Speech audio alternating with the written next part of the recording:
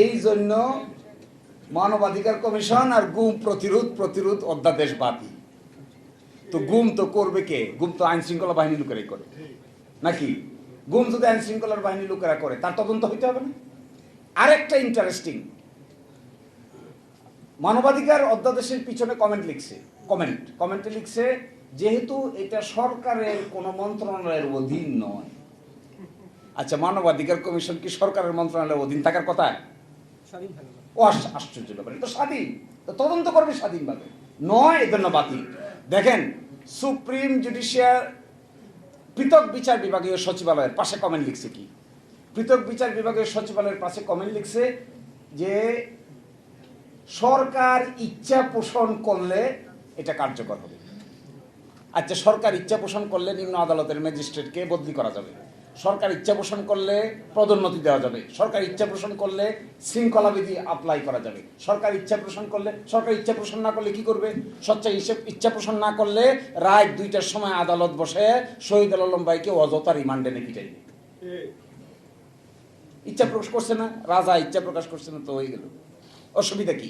এর মানে, কনক্লুশনটা আমি কেন বলতে চাচ্ছি, এর মানে হলো শুধু জুলাই সনদ না, এই সরকারের কর্মকাণ্ডের ভিতরে এন্টায়ারলি সংস্কার কর্মকাণ্ডের বিরোধিতা করে একটা শক্ত অবস্থান তারা নিয়েছে।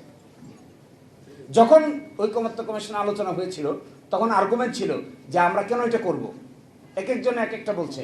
সর্বসম্মতিক্রমে ব্যাখ্যা ছিল যে এটা এই জন্য করতে হবে কারণ ক্ষমতাটা এত সেন্ট্রালাইজ, এক ব্যক্তির হাতে এত ক্ষমতা, এইটা যদি বিভিন্ন ব্যক্তিবর্গের কাছে ডিস্ট্রিবিউট করে দেওয়া না হয় তাহলে কোনোদিনই কোনো সরকারের পক্ষেই এত ক্ষমতার মালিক হয়ে স্বাধীনভাবে আইনসম্মতভাবে কাজ না করে ডিক্টেটোরিয়াল মেন্টালিটি ডেভেলপ করতে বাধ্য হবে। তখন বলা হলো তাহলে কি করা দরকার? রাষ্ট্রপতি এবং প্রধানমন্ত্রীর ভারসাম্য। তো রাষ্ট্রপতি প্রধানমন্ত্রীর ভারসাম্য করা হয়েছে। এখানে ভারসাম্য করা হয়েছে যতগুলো সাংবিধানিক প্রতিষ্ঠান আছে, যেমন ধরেন সাংবিধানিক প্রতিষ্ঠান কি? Supreme court, chief controller auditor general, CEC নির্বাচন কমিশন, ওদিকে আছে পিএসসি পাবলিক সার্ভিস কমিশন। এগুলোর মধ্যে এমন একটা ক্ষমতা ডিস্ট্রিবিউশন থাকতে হবে যেন একটা আরেকটাকে নিয়ন্ত্রণ করতে না পারে। এই বিভক্তির অংশ হিসেবে যেগুলো অর্ডিন্যান্স দিয়ে করা দরকার ছিল এগুলো 133 অর্ডিন্যান্স, আর যেগুলো অর্ডিন্যান্স দিয়ে করা সম্ভব হয় নাই এটা হলো সংবিধান সংস্কার। সেই সংস্কারের জন্য একটা আদেশ দরকার ছিল, এই আদেশের নাম হলো জুলাই জাতীয় সনদ উইদিন ব্র্যাকেট সংবিধান সংস্কার আদেশ। এখন ওনারা বলছেন এটা অসাংবিধানিক, তাহলে কোনটা সাংবিধানিক? বিরাট প্রশ্ন। আমি কনক্লুশন ড্র করছি, এটা আমাদের জাতীয় জীবনের এই চরিত্রকে কিভাবে বিশ্লেষণ করা যাবে তা হয়তো ইতিহাসেই বিবেচনা করবে। কিন্তু আমার কাছে মনে হয় এই যে চোর পুলিশ খেলতে খেলতে যে 56 বছর পার করলাম, ঘুরে ফিরে কিন্তু আমরা জায়গাতেই থাকলাম।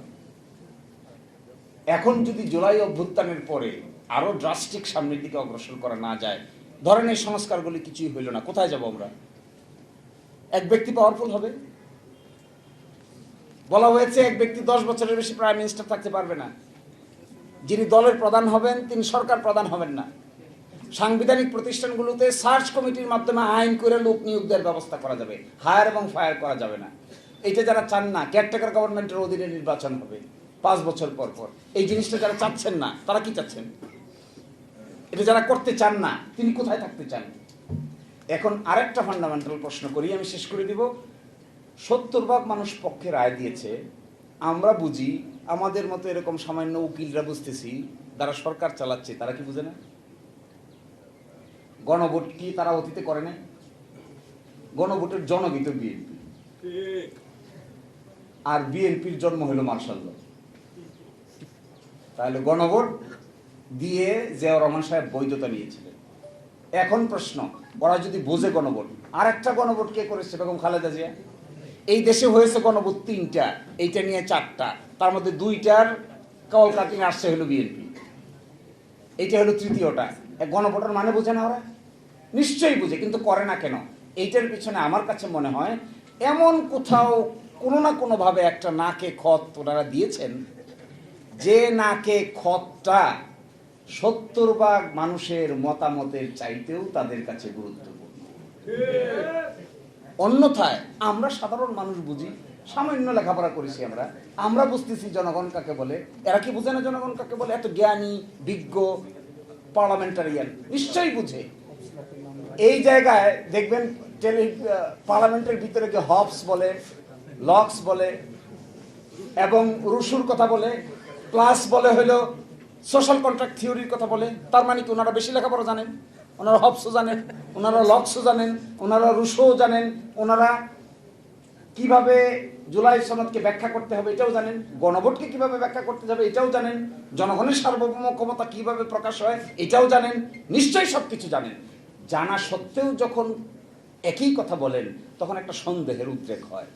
এই সন্দেহটার নাম হলো নিশ্চয়ই ক্ষমতার প্রক্রিয়াটাকে কোনো না কোনোভাবে স্মুথ করার জন্য এমন কিছু জিনিসের কাছে দায়বদ্ধ আছেন যে দায়বদ্ধতা বাংলাদেশের 18 কোটি মানুষের কল্যাণের চাইতেও অধিকতর তাদের জন্য কল্যাণকর।